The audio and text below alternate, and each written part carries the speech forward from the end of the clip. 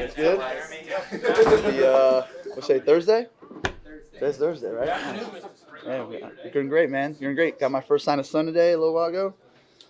Just in this walkthrough right now, so got some sun today and ready to rock and roll. Sun for 4 months. Dude, yeah, I'm trying to enjoy while I can. It's terrible out here in winter. It's rough. Just starting off with John Fossil. Yeah. What are they challenging with? They have a really, really good special teams unit. They do a great job on special teams. They're dynamic. The returner DK does a great job. He's an NFL all-purpose leader right now in return yards. They got really good core guys that they use on every unit. They got Joey Sly's doing a good job for them at kicker. I know he was hurt last week, but Matthew Wright stepped right in, did a great job for him. And then John Fossil, I mean, the resume speaks for itself.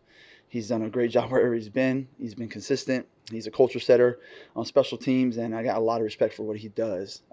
Any guy that's been in the league 21 years and been that high level of success, I mean, he's doing something right? And he does it every year. And so we got to be prepared for everything.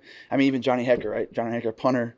You got a Morgan right there at long snapper, been in the league 16 years. So, say what you say, in the NFL, every week's a new challenge, and this is a huge challenge for us on special teams. They do a great job. Not a great job. Jeremy, Mike said something earlier. He was asked about, obviously they're going through a head coaching change mid-season. Yeah. So maybe they've got a few more fakes, baked into the game this week. Is that something that you have to prepare for more this week in the kicking game? Somebody like Hecker, I know. Yeah, I think you just look at the personnel, what they have. I think every week it just depends on who you're playing at, especially as coordinator. Circumstances could always be something else to be aware of. And I always look at it like, special teams, you're one play away from changing the game. So, again, this is a very, very good unit. Again, not a great unit. They do a lot of really good things. John Fossil is a great special teams coordinator, so we got to prepare for everything in this game. And we can't give up possession. We can't, let our team down on offense or defense. We're going to do everything we can to do everything to be positive for our team and create positive momentum for our team. How did you think Efton fared bringing the kicks back? Fine. I mean, he made great decisions all day. We always looking at how can we be better blocking for him to give him more room to run and more space. But I thought he did a great job. He took care of the ball. He made great decisions. He got us past the 30 a couple of times, and I love his progression. You can continue to progress with him and do the things and work with him, and hopefully he can help us out as we continue to progress this thing. And very excited where he's at. Factor into nerves into that too. Probably ready to throw up when he first came onto the field just because he was just first. I mean, I think we all are, right, at some point in our lives at any kind of job that we're in. So I think just let the nerves take over. Hoping you prepared the way where the nerves offset that, like we all are at times in our lives. So I don't worry about that. With those guys are professionals, so we're all in the same boat, and you got to go out there and perform when your name's called, and hopefully you've done enough preparation to do so. We talked earlier in the year about dirty balls from kickoffs, and I know Andy had been kind of working on that. How was that progression going? Good. I mean, every game we've tried to activate a couple. We had one hit in front of the 20 last week, which always is a negative, but it's the risk reward that you go with it, right? Because if you're able to get it on the ground, it always seems like it's a positive around the league when that happens, and we'll continue to work it. If those opportunities come about, we'll use it. If they don't, we don't, and we got to go out there and cover and play good football and set the table of violence. Obviously, I've seen Efton return, but he also made a tackle last week too. Just how have you seen his coverage ability? Good. I mean, the kids, you guys have been around him long enough. You don't really care about his body. He's just going to go out there and play football, and that's what you kind of like about special team guys, right? They don't really have too much care about their body at times. They're going out there and play balls to the wall and do what they're told and just go make tackles, make plays, and Chisholm's that type of guy. It doesn't matter the size or length or speed or whatever it may be. He's going to go out there and give it all he has. And in my opinion, on special teams, you do that, that's like 90% of the battle. Jeremy, with Travion, what goes into the decision to not have him as a returner after he started the season back there with AG? 2 running backs on the roster. You don't want to get someone like that hurt, and he's a value piece of what we do offensively. So, but he's always working back there. He's always ready, and if the time comes, and if it's this week or it's next week, whatever it may be, we always have the table ready for that, and he's working at it, just like if he was a starter today. So, I mean, we're continuing to work with him on that end. Mentioned John Fossil. Do you call him Bones? I do. Yeah. Do you ever cross paths with him, any clinics or anything? Yeah, a bunch. As I've been going through my career in college and stuff like that, I've always, when I was at A&M, we talked to him a couple of times with Cowboys, and when I was at UTEP, he came over for a clinic one time on special teams. So I've always just been a kind of an admirer of what he does and how he kind of sets the table on special teams and changes it year after year and kind of what he does. Very creative in what he does, and he does a great job of it. And the guys buy in.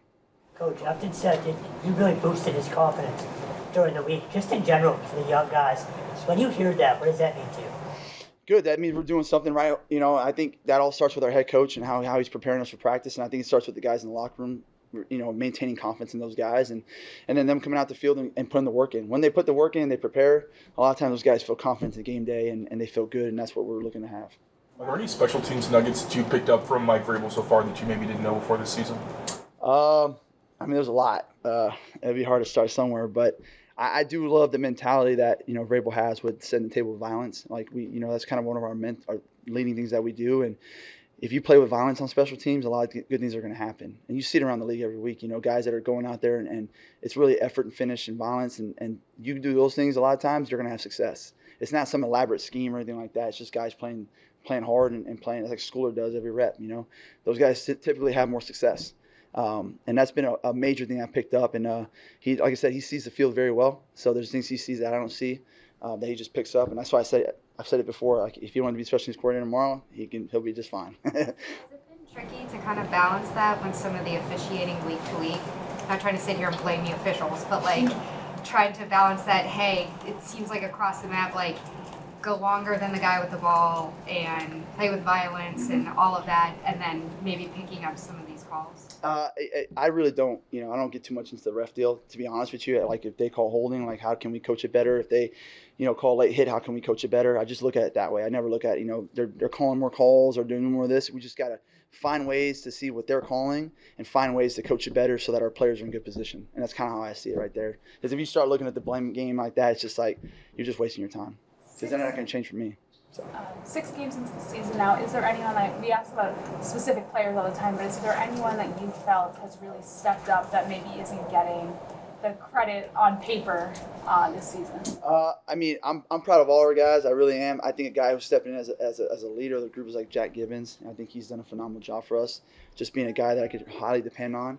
Having Tavai back's been really good, as a guy that I could fall back on. And but a lot of these guys like Jack Westover, guys made the team and he's doing a lot for us right now. And I could go on and on. I'm just really proud of the guys right now stepping in. And it's only week 6, right? So we got a lot of football to still play. It's not like college. We got 6 games left. We got a lot. So I'm excited to see how some of these other guys progress and some of the newer guys. And as injuries happen, which guys step in and continue to perform. And can we get better and stay consistent and keep progressing this thing?